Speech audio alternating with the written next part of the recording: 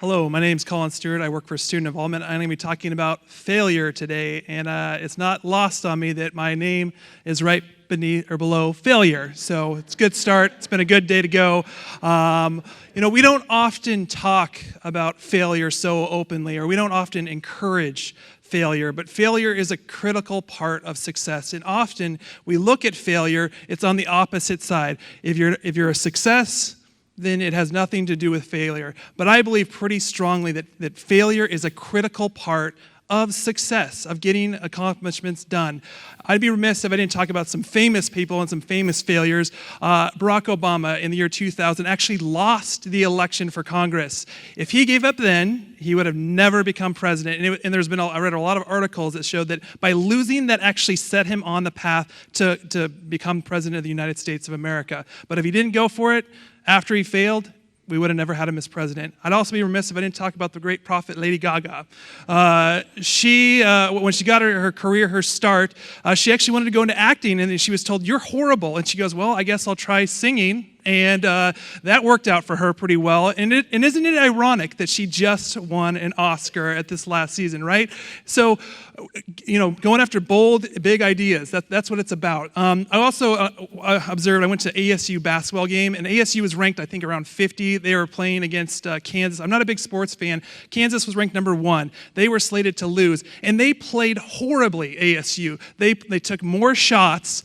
They missed more shots, but by the end of the game, they actually slowly picked up and they actually won the game.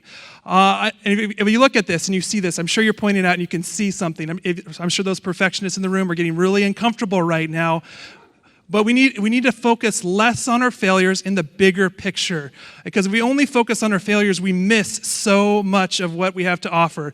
We also need to be open to more criticism, and on both sides of the story, right? Like, I'll talk about me. I need to do a better job at providing criticism and feedback, but we also need to realize it's about helping us get better. It's about doing our jobs better for students. It's a great picture, isn't it?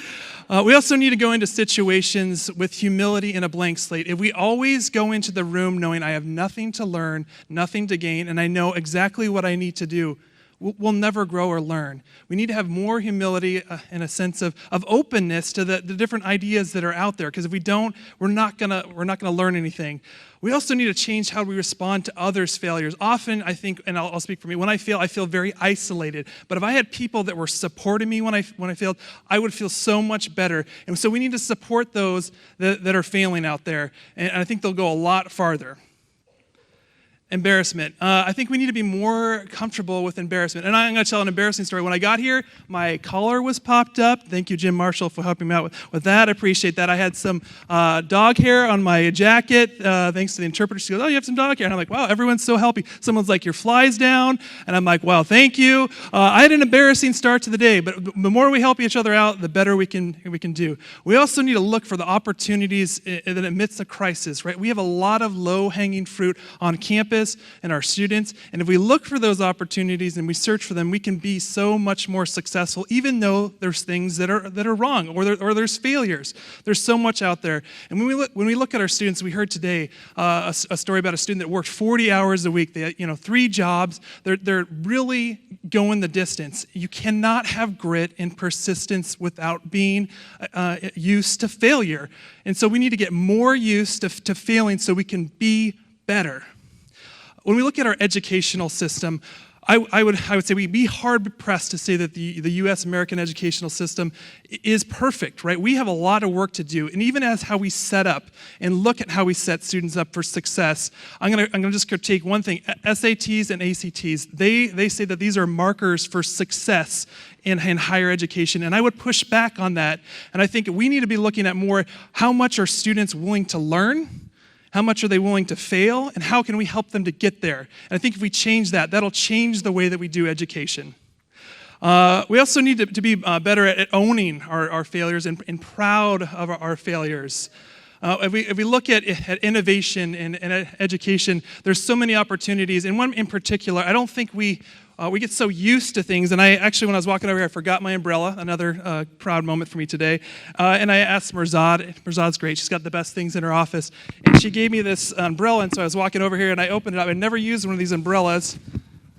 and it comes up like this. And when you close the umbrella, it goes like this, so you don't get any water. I've lived my entire life getting water on me as I've used an umbrella, and I've never used it. And I didn't know that the umbrella was broke before. Now I don't think I can ever go back to umbrellas the way all these other umbrellas. I need to get one of these things, but I didn't know the other umbrella was broken, right?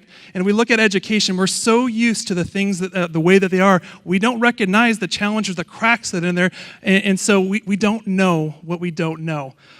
So when it comes to failure, while I'm encouraging and pushing us to fail, we can never fail our students. Our students deserve the best. They deserve the opportunity to succeed. As we look at GI 2025, yes, we need to get as many students we can to graduation, but not just graduating. We need to get them to be well-rounded citizens. They're not just getting the degree, but they're getting opportunities for their whole life.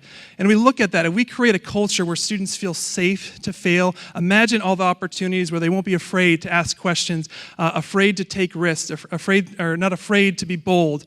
If we create that environment, I think our educational system will be a lot stronger. And I'll lead last with these words from Bob Ross. There are no mistakes, just happy accidents. Thank you so much.